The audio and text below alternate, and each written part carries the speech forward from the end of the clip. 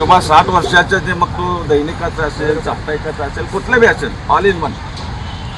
दुसरी गोष्ट, अगोदर साप्ताहिकाला 4 जाहिराती मिळत होते 5,000 प्रमाणे, वर्षाला 20,000च्या जाहिराती होत्या. ते धोरण 2018, ज्या टायमाला 2018ला मुख्यमंत्री देवेंद्र फडणवीस झाले, त्यांनी ते जाहिराती बंद केल्या.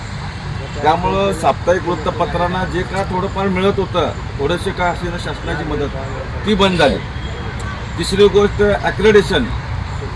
त्याचं अगोदर 8वी पास होतं, आधी स्वीकृती पत्रकारिता, त्याचे आता 12वी पास केलं. म्हणजे जे जुने जाणते पत्रकार, जुने जाणते संपादक आहेत, ते एकेकाळी 90 पूर्वी वृत्तपत्र चालवायचे किंवा वृत्तपत्रात काम करायचे, त्यांना ॲक्रेडिशन मिळत नाही.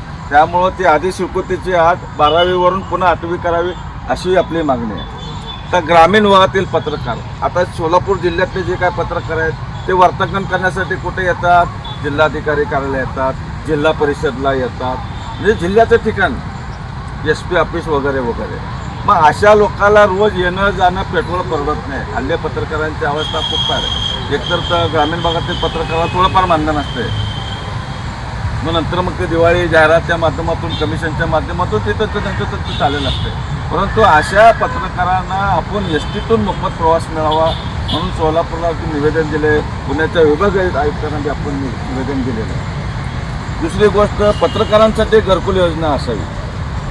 कारण कित्येक पत्रकार आज भाड्याच्या घरात राहतात, त्यांना स्वतःच्या मालकी हक्काचं घर नाही. म्हणून पंतप्रधान आवास योजनेतून आपण पत्रकारांना, ज्याच्याकडे मालकी हक्काचे घरं नाहीत, अशा जिल्हाधिकाऱ्याला निवेदन दिलेलं आहे. विभागीय आयुक्तांना देखील निवेदन दिलेलं आहे. विभागीय आयुक्तांनी आपल्या जिल्हाधिकाऱ्याला पत्र दिलेलं आहे की अशा पत्रकारांसाठी त्या योजनेसंदर्भात जागा उपलब्ध करून कुठं देता येईल का, तिथपर्यंत हा विषय नेला.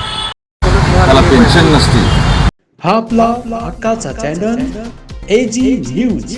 संपादक अंबादास गज्जर. या YouTube चॅनलला लाईक करा, शेअर करा, सबस्क्राईब करा. संपर्क 94 92 37 68 92.